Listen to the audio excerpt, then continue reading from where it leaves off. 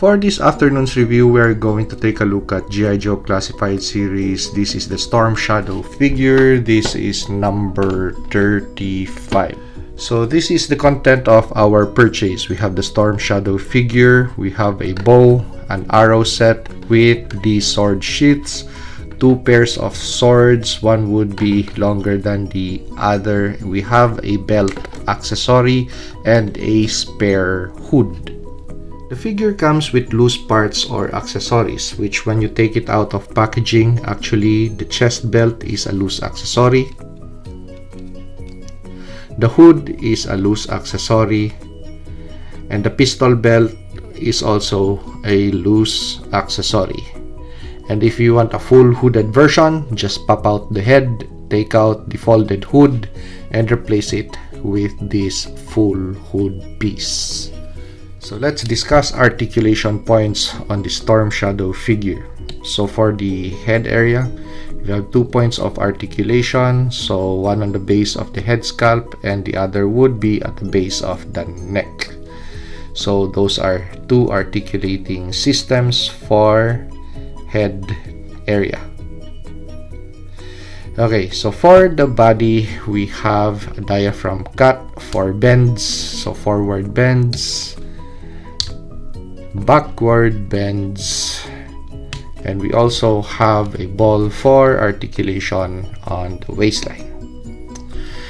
The arms are on butterfly joints, but even if it's on a butterfly joint, somehow it's quite constricted. It has articulation points, but really not so much. So this left arm actually is still quite stiff, so we need to subject this figure to boiling water so to loosen up this part. Okay, so for rotation of the shoulders, that is possible. We have a cut on the bicep for rotation. Those are pinless joints for the elbow, 2 points. We have rotation on the forearm. We have rotation on the wrist, and the hinge would be on the thumb area. That's the same thing with the right hand. So for the leg, we have drop leg feature, which improves articulation point somehow. So leg moving forward, sidewards, and because of how the butt piece is constructed, we don't have back leg articulation. 2 points of articulation for the knee, which are pinless. We have rotation on the shin. We have a hinge on the leg and rocker for the foot. So those are the articulation points for this action figure. So let's take a look at the details of the action figure. So the white color of the head sculpt, the white color of the body, and the the butterfly cuffs for the arms actually are the same color as the legs, but the forearms, the shin wraps, the forearm wraps, the shin wraps, it's a dirty white with a little bit of shade of blue. The color of white for the shoe or the boot actually is a match for the rest of the body. So only the different colors would be located on the forearms, the shins or the gaiters, and last of all, of course it's because of I think QC issue, we have a bleed through of the black color of the belt. So this floating accessory actually, I think that is all black and they painted white over it, which somehow is not really that painted well, so we have still black peeking through the white color, which is still evident on the back area of this floating belt piece for the figure. So going back to this floating belt piece, we have this connection point. So that connection point is actually for the sash accessory, which is included in the packaging. So we have the buckle of the belt up front, and we have the sash on the back. Somehow I really don't understand this piece. If you want this accessory to stand out, why put it on the back of the figure?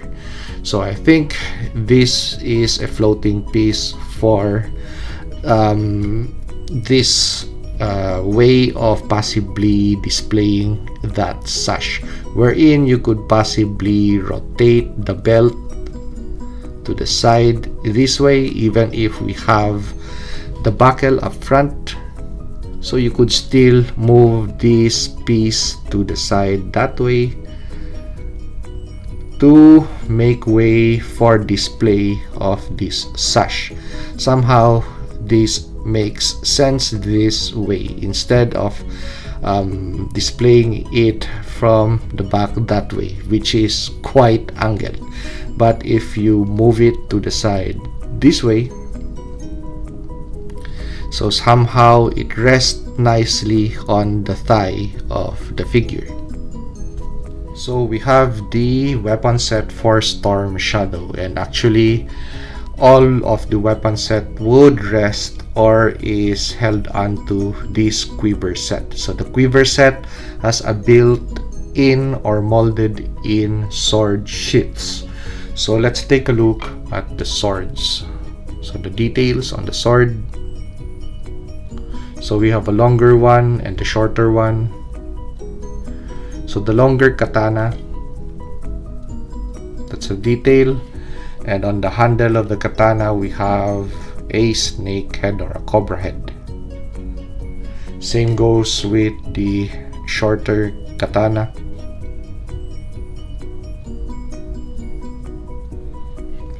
And these swords would nestle well or would secure well on the quiver set or quiver accessory.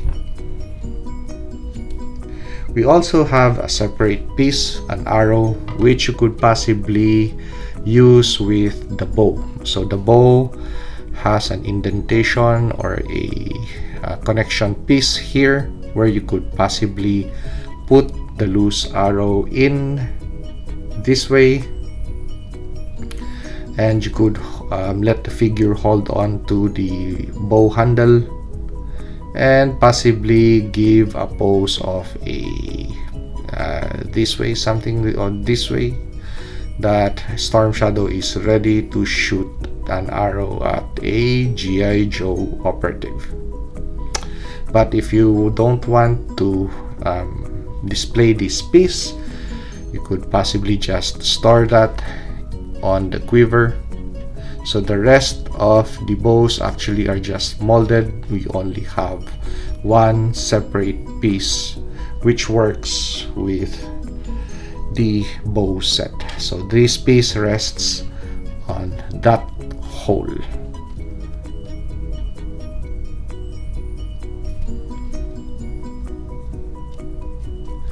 And the bow also has a hole on this side where my finger is pointing, and you have that peg, so it just settles on the side of the quiver set that way.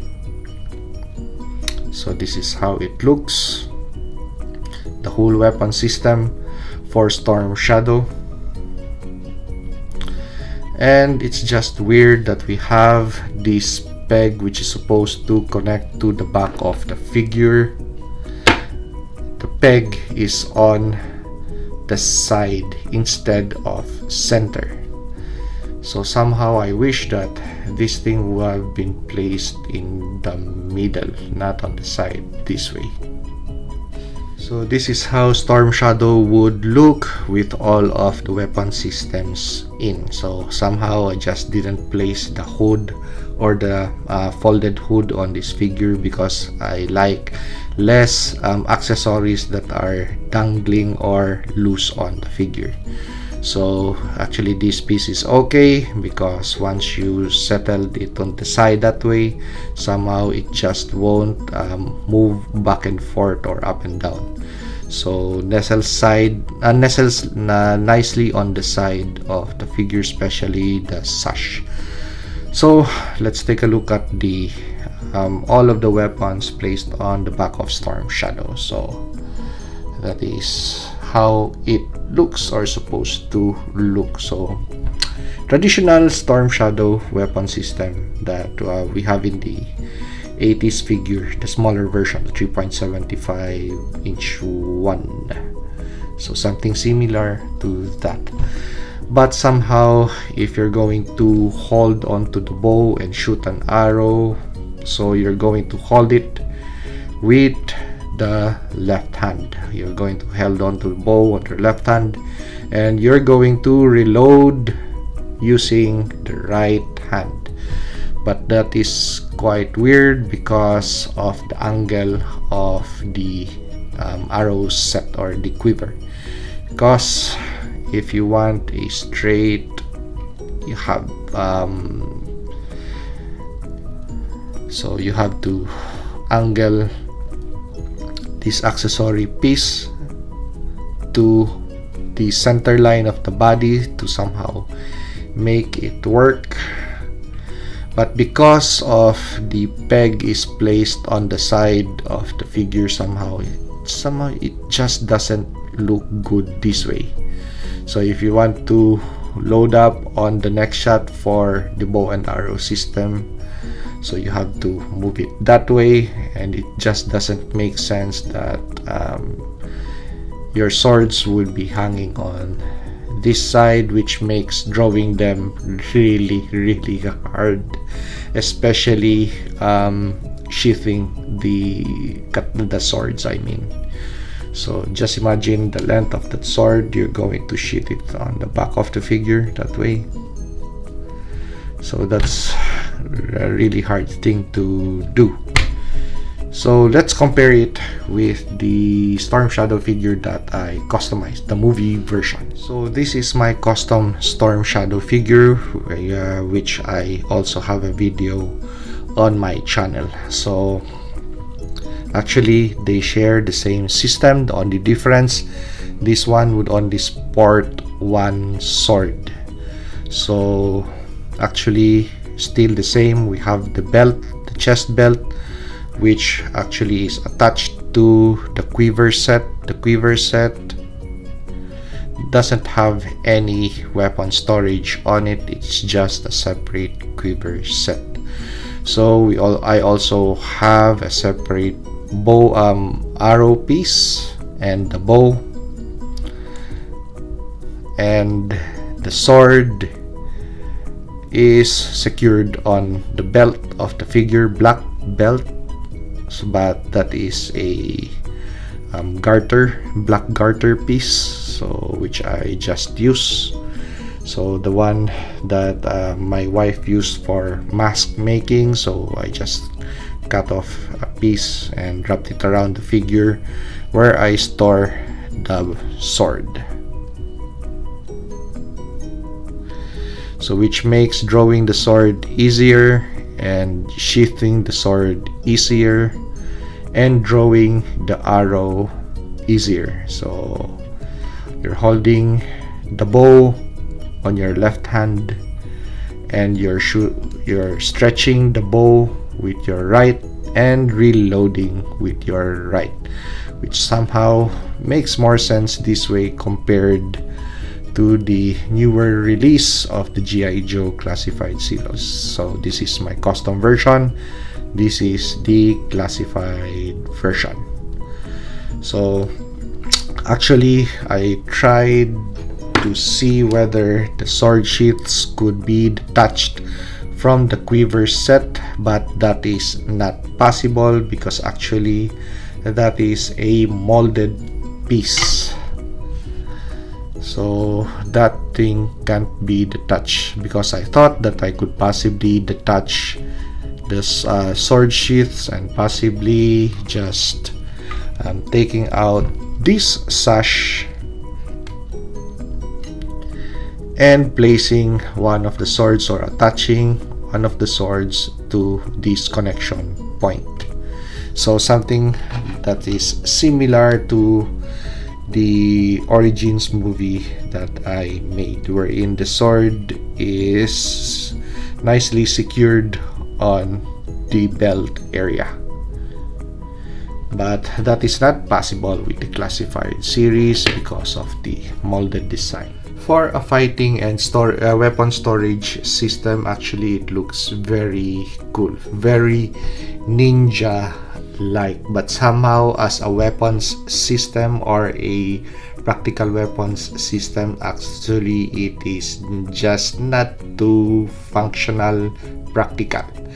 But it looks cool, so that's the point. Of course, toys should look cool, and somehow this set works or looks better with my Storm Shadow movie figure.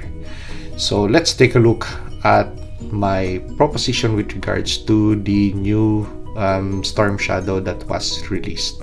So let's take a look at the weapon system that I set up for it. Okay, so presenting my simplified version of the new G.I. Joe Classified Series Storm Shadow. So we reassigned the really busy backpack and accessory set and weapon set to the movie Storm Shadow figure, and this is my simplified version actually. So just a simple quiver set resting on the big chest belt with the shurikens, and for storage of the bow you could just wedge it in between the back and the quiver set of the figure, and position for style this way. And for the sword, since we don't have any swords on the back of the figure, because it makes sheathing and drawing the sword really difficult, not practical, not tactical, let's put the sword to the front on the belt area. Anyway, that is how they really do it. With regards to sword storage on the back, that is just Hollywood. Okay, so since this figure has a accessory piece, a sash accessory piece which attaches to the belt, so that is where I glued this sword and scabbard piece. So actually, since that is on a ball, you could position that sword as you please, so at any angle that you want actually. And if you want a more stealthy looking Storm Shadow, then you could reposition this sword to the back of the figure, so something very ninja like, just by rotating the belt. So buckle facing front, sword on the back, and reposition the sword for style, but at the same time easy drawing. And of course, move up to the front and reposition the bow for style, and put the arms for downwards for a more neutral stance, I mean. So more stealthy looking Storm Shadow figure, and tactical, practical, combat like. Then you could position the sword this way. Okay, so if you like this video, like, comment, and subscribe. And see you on the next action figure review.